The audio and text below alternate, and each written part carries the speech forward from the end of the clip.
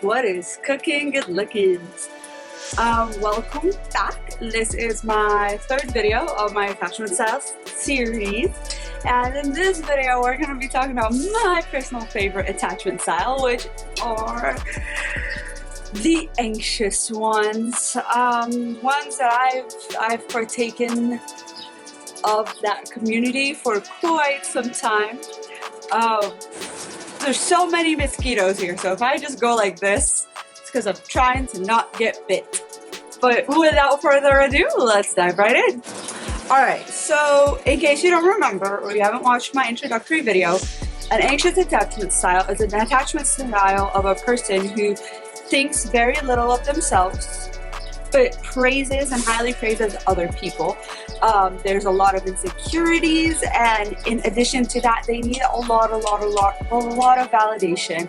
They never think they're enough. They always blame themselves. Everything's always on them. That was me. That still sort of kind of is me. We're moving away from it. Hey, the anxious attachment style is not an easy one to deal with. So some characteristics of an anxious individual would be that very insecure. They talk down about themselves a lot. Highly apologetic. You know those people that are like, I'm sorry, you're like, you don't need to apologize, and they're like, I'm sorry, and you're like, what? And they're like, I'm sorry, I'm sorry. Yeah, anxious. They often fear that they're never good enough. Not often. They fear that they're never good enough.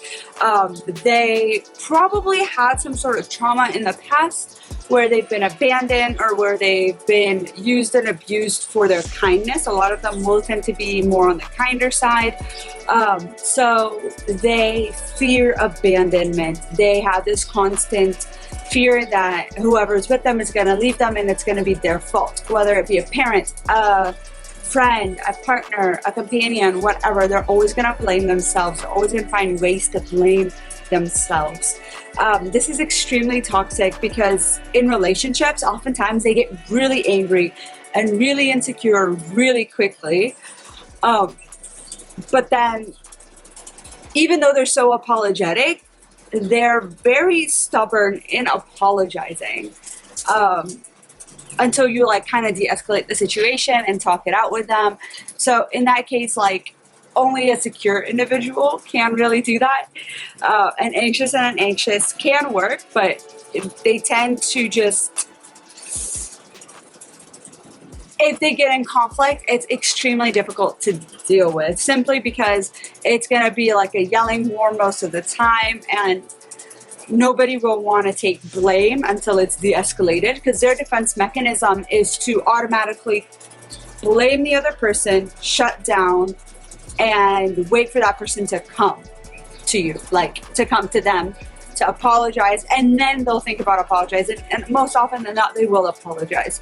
Another characteristics of the anxious style is that you'll find that they're texting you 24/7. I was never that part, but they'll text you super frequently. They need check-ins like hourly. If you don't reply for like 2 hours, they're going to think something's wrong and they're going to think that they did something wrong. If this whole like gone for a week, I'll be back does not work for them. They need constant validation or else their brain is going to go spinning. It's like, are they cheating on me? Are they finding someone else? Am I not good enough? Are they trying to take time from me? This and that. It very quickly snowballs into out of control. However, you can manage it early on so that they don't feel that anxious and they don't push for all of that constant validation while you attain your space and your peace of mind, and you don't have to deal with petty fights or petty arguments. And here is how. 1. Recognize what kind of attachment style you are and recognize that the person in front of you is an anxious attachment style. And from that, that's how you're going to work on it. Avoidance.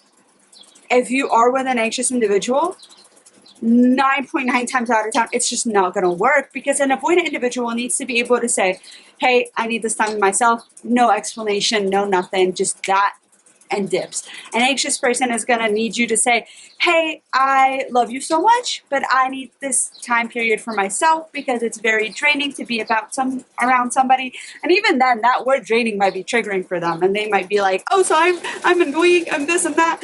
In which case, you just got to deal with it and like kind of de-escalate it and explain that it has nothing to do with them, and it's just you, and you're used to your alone time, no matter who it's with. So with an avoidant person, it becomes very difficult because an avoidant person typically does not like to dig deep into their emotions and their feelings and their thoughts. They just like to say this and that. A lot of times they don't even like to say anything. They just like to have the freedom of piecing out for a week, piecing out for a day because they have an exam to study for or something to accomplish, something to do, whatever. So it's very challenging for an avoidant and an anxious to work together. However, when it comes to a secure attachment style, working with an anxious attachment style, they find it a lot easier to validate. Simply because with a secure individual, they're very quick on picking up what behavior is in front of them. And they're very good about validating that individual and making sure that they are comfortable and that they themselves are comfortable. So like mutual comfort. And they're very good about raising the self-esteem of an anxious individual who often does not have very high self-esteem. Simply because with a secure attachment style, they don't see anybody as inferior and they don't have insecurity, or like they're not extremely insecure themselves. So it's not as draining for them to be like, yes, you are beautiful. Yes, you are handsome. Yes, I do love you. This doesn't bother them as much as it would with an avoidant attachment style. But with a secure attachment style, I highly recommend from the get-go, you pick up about what are the main insecurities of that person you're dealing with, whether it be a partner, a parent, whatever. If the main security is you leaving them, then whenever you do need time for yourself, whenever you are hanging out with your friends, I highly recommend you, one, introduce them to your friends first. Two, explain what that time is, what you guys are doing. Send text updates. It does not take you very long to send a text saying, hey, we're still at this bar doing that. Or, hey, we're still, buzz. So, or, hey, we're still out doing this. Or, hey, we're no longer at this place, we moved over here. Something very simple. Of course, you don't have to do it. It is your personal life. But just sharing that minimal information will help the other party who is extremely anxious feel a lot more secure. Feel like you're not trying to hide anything from them. Yes, you do get your time. And yes, sometimes that text is inconvenient, but it's literally going to take you less than 30 seconds. Go to the bathroom, send it. Just on your way to the car, send it really quick. You don't have to be on your phone 24/7. Just send quick updates. Have them meet your friends. Sometimes you do need your alone time. And I'm a high believer that no relationship is successful if people are like 24/7 with each other. You get annoyed, you get bored, you don't become your own individual anymore. So please take your time, but also understand that within taking your time, the other person might feel neglected, and it's not because of you, it's simply because of them and their past, in which case you just need to find a means to communicate and have them feel more secure within themselves and within your relationship. Anxious and anxious people, right? That's actually a relationship that often happens, and in which case you will often find that there is 24/7 companionship all the time, no questions asked. Their friends are your friends. They're a mush pot. A lot of times, actually, they'll exclude friends. So if you have that one friend that like gets on a relationship and completely ignores your existence, yeah, they're most likely anxious simply because they just spend 20. There is a huge ass lizard gecko.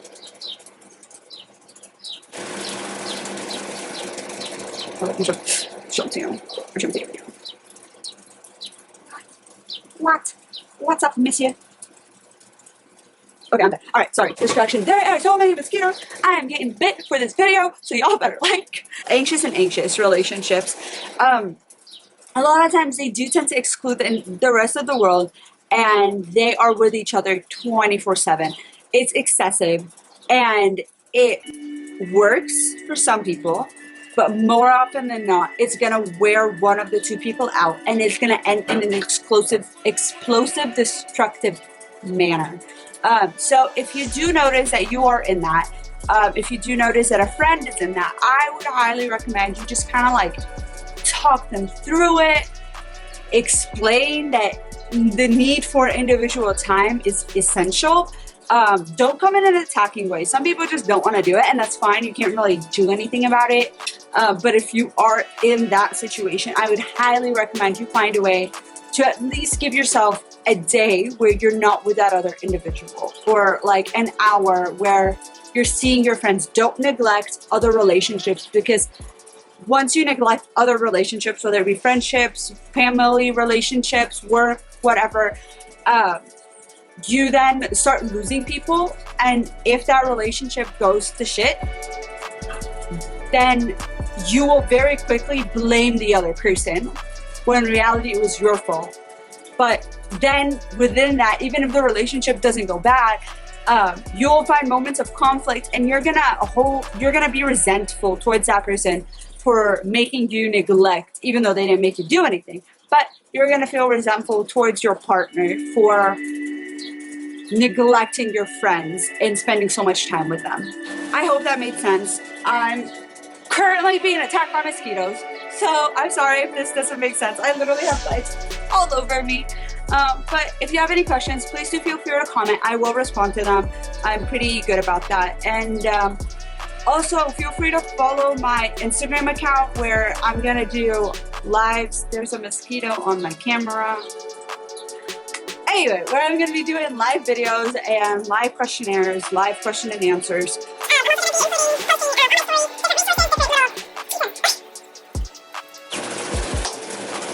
Follow my Instagram, where I will be posting different resources, doing different lives. And that's sort of where I'll stay connected with you. Also, feel free to comment with what more you want to hear, what other topics you want covered, and what more you would like to see from this channel, what you like about this channel, and what you don't like so far. It's been about 3 months since I've started this, and I would absolutely appreciate any feedback that you give me. And stay tuned to my 4th and final video. And until then, know that you are beautiful and you are capable and you're a wonderful human being. And I'm very impressed with how far you've made it in life. Bye.